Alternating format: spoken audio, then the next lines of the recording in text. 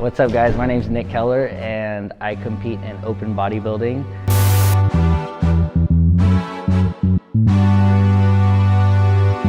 When I stepped on stage, I wasn't really nervous. I think I was more excited than anything. It was kind of a little bit of an adrenaline rush. I'm a super competitive person, so I just kind of went out there, did my best, hoping to win. The crowd, I could hear them, but I don't know, I wasn't really focused on the crowd or paying attention really to what anybody was saying. I could hear Andy yelling at me a little bit, telling me to get my lats out.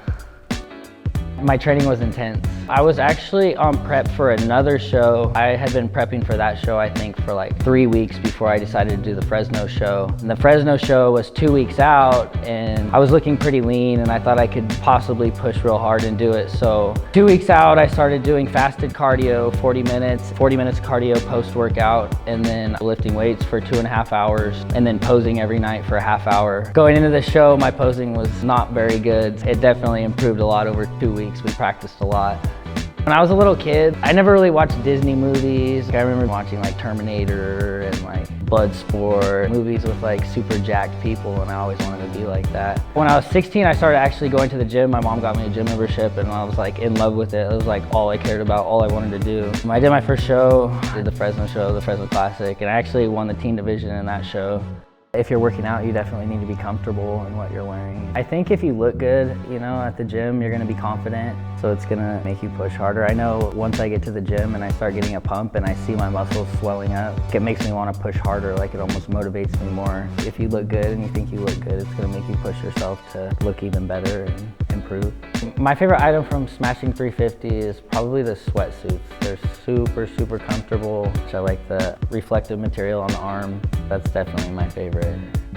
My favorite workout routine is probably legs. Most people hate training legs, but I love the satisfaction that I get. Like after I just beat my legs up to where I can barely walk and they're cramping up, like I just get this huge sense of satisfaction after that. I guess I like the abuse.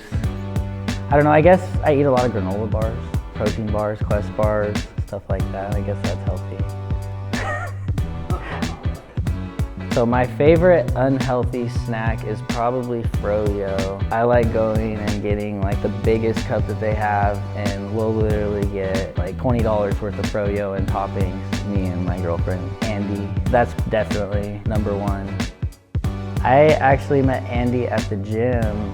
If you know Andy, you know that she has really thick quads and hamstrings, and they caught my eye from across the gym. And I went over to try to talk to her, and she kind of blew me off. I didn't even know who she was, which is surprising because apparently everybody in Fresno knows who she is. I actually ran into her 3 or 4 months later. She actually came up to me and asked if she knew me, and I was like, yeah, I tried to talk to you like 3 or 4 months ago. And she was like, I could have swore I knew you or something. But yeah, that's how we met.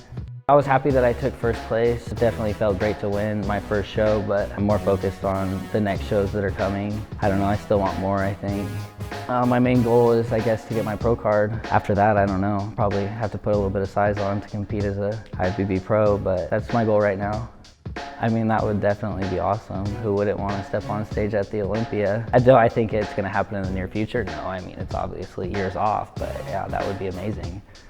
I would say the main thing is definitely consistency.